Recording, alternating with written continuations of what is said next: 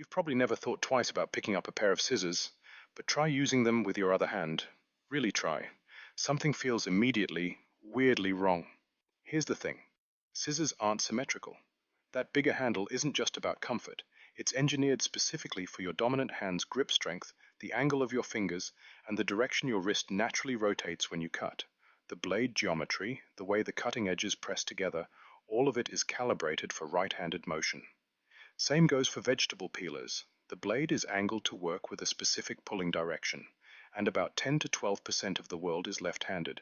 That's hundreds of millions of people reaching for an everyday tool that quietly works against them. Left-handed scissors exist, but they're specialty items. You have to seek them out. For most of history, lefties just adapted. They learned to fight the tool. Here's the fascinating part. Nobody sat down and decided to exclude left-handed people. The design just optimized for the majority and stopped there. That's how most of the built world works.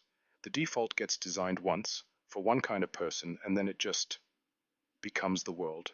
So next time something feels awkward or unintuitive to you, it's worth asking, is this actually hard, or was it just never designed with you in mind? Those are two very different problems.